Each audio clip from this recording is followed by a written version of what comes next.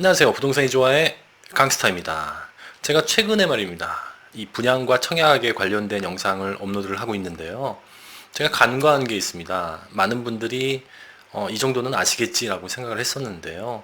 댓글이나 아니면 질문하시는 걸 보니까 조금 설명이 필요하겠구나라는 생각이 듭니다. 그래서 이번 영상은요.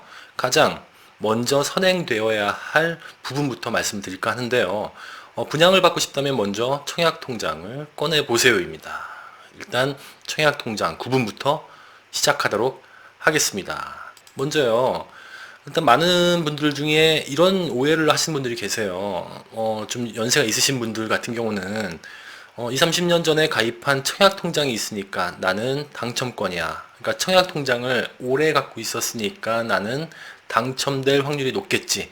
이런 말씀을 하신 분들이 계시고요. 그리고 자녀를 출산하신 분들 또는 중고등학교를 다니는 자녀가 있으신 분들은 이런 고민도 하시더라고요. 아이들 앞으로 미리 청약통장을 들어놓으면 많이 유리하겠지. 일찍 들어놓으면 유리하겠지. 뭐 이런 생각들 하신 분들도 계실 것 같습니다. 그래서 일단 그것을 생각하기 전에요. 먼저 통장 구분부터 해볼 필요가 있을 것 같습니다. 통장이 어떤 통장인지 그것부터 살펴보도록 하겠습니다. 일단은요. 이런 통장에 어떤 이름이 찍혀 있냐를 확인을 해보자는 얘기예요. 주택을 분양하는 것은 이렇게 세 가지 종류가 있습니다. 이 민영주택과 이 두 개, 묶어놓은 이 두 개의 통장의 활용이 틀립니다. 그래서 구분을 해야 되는데요. 이 민영주택 같은 경우는 이 통장 이름이 청약부금이나 청약예금, 청약종합저축인 경우에 민영주택을 청약을 하실 수 있는 거고요. 국민주택이나 공공주택 같은 경우는 청약저축이나 청약종합저축에 가입이 돼 있으셔야지만이 청약을 넣으실 수 있습니다. 일단 이 구분이 중요합니다. 그런데 말입니다. 여기에서 보시면 청약종합저축이라고 이 민영과 국민 공공주택 다 사용이 가능한데요. 이 청약종합저축은 어떤 기능이 있고 또 어떤 내용이 담겨 있는지를 좀 자세하게 살펴봐야 앞에서 말씀드렸던 그런 오해가 풀릴 것 같습니다. 자세히 살펴보도록 하겠습니다. 먼저요, 통장을 꺼냈더니 주택 청약 종합저축이다 그러면요, 이 청약저축과 청약예금, 청약부금의 기능을 다 같이 갖고 있다라고 보시면 될 것 같아요. 그러니까 민간이나 아니면 국민주택, 공공분양 이런 분양들을 다 넣을 수 있다는 얘기고요. 이것이 2009년 5월 6일 날 출시됐습니다. 그런데요. 이전에 있었던 청약저축이나 청약예금, 청약부금을 좀 살펴볼 필요가 있을 것 같습니다. 일단 이 세 가지 저축은요. 2015년 9월 1일 날 신규 가입이 중단이 됐습니다. 일단 청약저축을 좀 볼게요. 청약저축은요. 국민주택 그리고 공공주택에서 청약을 할 수 있는데요. 1순위가 경쟁을 할 때 이 통장의 금액이 많은 순으로 측정이 됩니다. 그러다 보니까요. 여기서부터 많은 오해가 있는데요. 이 가입 금액이 2만원부터 50만원입니다. 뭐 예를 들어서 은행에 갔는데 청약통장을 권유를 받았다고 치죠. 그러면 나는 가입할 의사가 없었는데 그냥 직원이 해달라니까 가입을 하신 경우도 있었을 거고 아니면 필요에 의해서 하셨을 경우도 있는데요. 이 통장이 주로 2만 원인 분들이 굉장히 많습니다. 또한 자동이체를 걸어 놓으셨겠죠. 이렇게 되면 안 된다는 얘기입니다. 또한 필요 이상으로 금액을 많이 넣으신 분들도 계세요. 이럴 필요가 없다는 얘기입니다. 그것을 정리해보는 게 오늘의 핵심입니다. 일단 청약저축은요. 경쟁 시 통장 금액의 금액이 많은 순입니다. 금액이 많이 들어있는 순. 그런데 이 인정금액이 한 달에 10만 원만이에요. 예를 들어서 50만 원을 넣으셨다 하더라도 인정되는 금액은 10만 원밖에 되지가 않는다는 얘기고요. 반대로 만약에 2만 원을 자동이체를 걸어 놓으셨다 그러시면요. 10만 원까지 인정을 받는데 2만 원밖에 인정을 못 받는다는 얘기거든요. 즉 8만 원은 손해를 보고 있었다는 얘기죠. 그래서 주의하실 분들은요. 통장에 10만 원 미만으로 자동이체 하신 분들 또는 너무 과다하게 자동이체를 하신 분들은 금액 조정을 하셔야 됩니다. 네, 그리고요, 청약예금과 청약부금 같은 경우는요, 가점이 높은 순입니다. 가점. 그러니까 점수를 매겨서 높은 순으로 위부터 자른다는 얘기죠. 또한 85제곱미터 초과인 경우 추첨으로 뽑게 됩니다. 그래서 예치금이라는 게 필요합니다. 여기는 통장의 금액이 많은 순이지만 일정 금액만 예치를 하시면 돼요. 그 금액이 많을 필요도 없습니다. 딱 여기에 해당이 되면 되는데 이게 거주지 기준이거든요. 이게 분양하는 그 단지의 위치의 금액이 아니라 내가 살고 있는 그 지역의 예치금이 필요하다라는 것을 꼭 기억하셨으면 좋겠고요. 그 금액이 서울 300만 원, 인천 250만 원, 그리고 경기도가 200만 원입니다. 이 금액만 예치하시면 되고요. 더 많이 넣으실 필요는 없습니다. 그렇다면요, 여기 주택 청약 종합저축에 보면 기능이라고 제가 빨간색으로 해놨지 않습니까? 이 기능이 다른 기능이 있나요? 종합저축의 기능에 대해서 한번 살펴보도록 하겠습니다.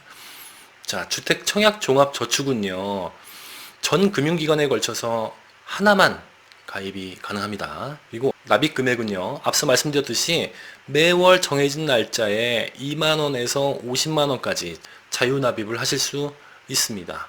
저축기간은요, 가입한 날로부터 입주자 선정된 날까지고요. 예금금리는 3월 10일 기준으로요. 1년 미만은 1%, 2년 미만은 1.5%, 그리고 3년 미만은 1.8%입니다. 이게 은행마다 거의 비슷하다라고 보시면 될 것 같고요. 그리고 연말정산 소득공제가 가능한데요. 일단 대상은요, 근로자만 가능합니다. 여기 보이시죠? 근로자만 가능하고요. 자영업자 같이 사업소득 있으신 분들은 해당이 안 되겠습니다. 총급여액이 7천만 원 이하인 무주택 세대주만 소득공제가 가능한데요. 이 소득공제는 말 그대로 소득에서 까는 겁니다. 예를 들어서 연봉이 7천만 원이면 이게 24% 구간이거든요. 4,600에서 8,800까지. 이 24%에 대한 금액, 소득을 내려주는 역할을 하는 게 소득공제입니다. 예를 들어서 240만 원이면 한 달에 20만 원이잖아요. 40%면 최고 96만 원까지 공제가 가능한데 이 96만 원이 7천만 원에서 마이너스로 내려간다는 얘기입니다. 그럼 그 구간이 24%에 해당이 되니까 약 한 23만 원의 세금의 절세 효과가 있다라고 보시면 될 것 같아요. 그 납입 회차는요, 약정 납입일이 도래해서 납입이 인정된 회차입니다. 자, 납입 인정 금액은요, 국민주택과 민영주택을 나눠보셔야 됩니다. 회차별 입금 금액 중 최대 10만 원까지만 인정된다라는 것이고요. 앞서 말씀드렸죠. 그리고 민영주택 같은 경우는요, 가입일 이후 적립금액 누계를 지역별 예치금으로 인정한다는 겁니다. 그리고 미성년자 궁금하셨던 앞서 지금 태어난 아이한테 청약통장을 가입해 줄 필요가 있을까? 그 질문에 답이 여기 나와 있죠. 국민주택 같은 경우는요, 가입일로부터 성년까지 24회차까지만 인정이 됩니다. 그런데요, 여기서 주의하실 점은 금액이 큰 순서입니다. 뭐 예를 들어서 10만원씩을 납입한 게 있고 8만원, 뭐 3만원 이런 식으로 금액을 다르게 넣었다 하면은 이 24회를 큰 금액 순서대로 인정한다는 얘기입니다. 예를 들어서 가장 많은 금액이 인정받는 경우는 10만원씩 24회를 납입한 경우가 가장 많이 인정을 받겠죠. 그렇다면 결국은 태어날 때부터 할 필요는 없네요. 예, 민영주택 같은 경우는요, 청약 가점제에 가입기간 산정하는 항목이 있죠. 그 항목에 미성년자 같은 경우는 2년까지만 인정이 됩니다. 따라서 둘 다 2년이라고 기억하시면 될 것 같습니다. 그 다음에 당첨 후에는요, 이게 통장을 사용할 수가 없습니다. 그리고 많은 분들이요, 이 돈이 부족할 경우에 이 통장을 나는 안 쓸 거야, 뭐 당첨도 안 되겠지 해서 그냥 깨버리시는 분들이 계신데요. 그러시면 안 되겠습니다. 예금 담보대출이라고 있어요. 이것은 기존의 예금금리 있죠. 이 예금금리 더하기 1.25%를 더하시게 되면 대출을 받으실 수가 있어요. 그러면 여기에 있는 혜택들을 다 그대로 유지를 하시면서 약간의 이자만 내고 유지를 하실 수 있거든요. 그리고 나중에 자금이 생기시면 갚으시면 됩니다. 이것을 자금이 부족하다고 해서 해지하시는 일은 절대 없으셔야 될 것 같아요. 그렇다면 내가 통장을 보고 일일이 수기로 이걸 계산을 해야 될까요? 아닙니다. 가입하신 은행에서 확인하실 수가 있는데요. 인터넷 뱅킹으로 확인이 가능하게 됩니다. 여기에서 조회를 하시게 되면 이런 식으로 입력을 하시면 결과가 나오는데요.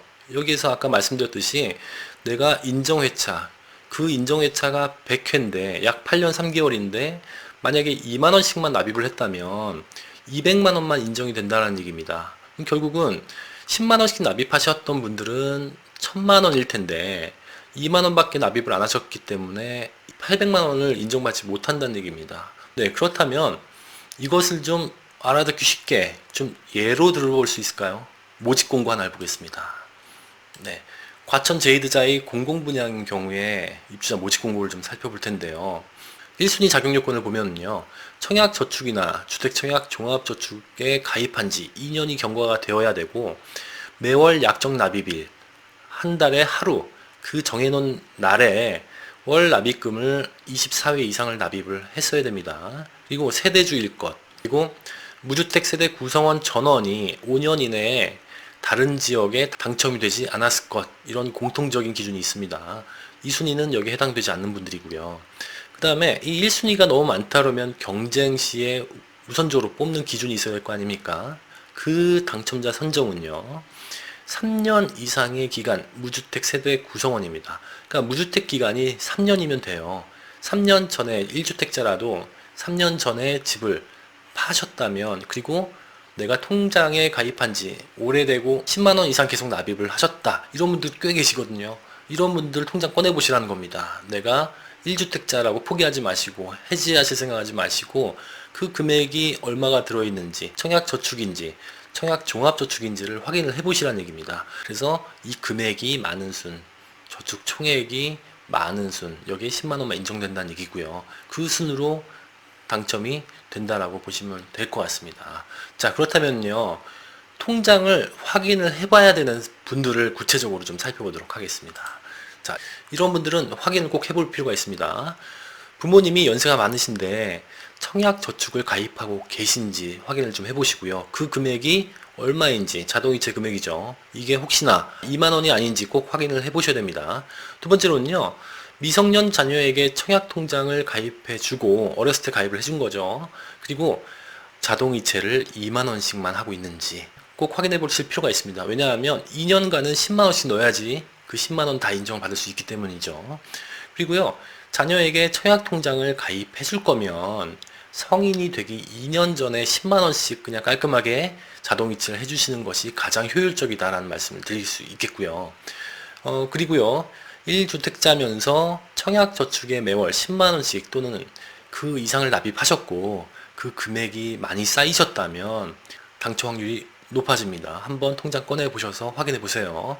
그리고 다섯 번째는요, 부모님이 가입해 주셨다는데 이게 관심이 없다 보니까 어떤 통장인지 확인도 안 해본 분들 굉장히 많으시거든요. 최근에 그러니까 관심을 가지려고 하셨던 분들, 이분들은 먼저 통장이 뭔지부터 확인을 해볼 필요가 있을 것 같습니다.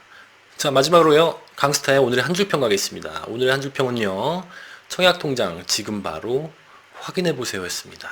지금까지 강스타였습니다.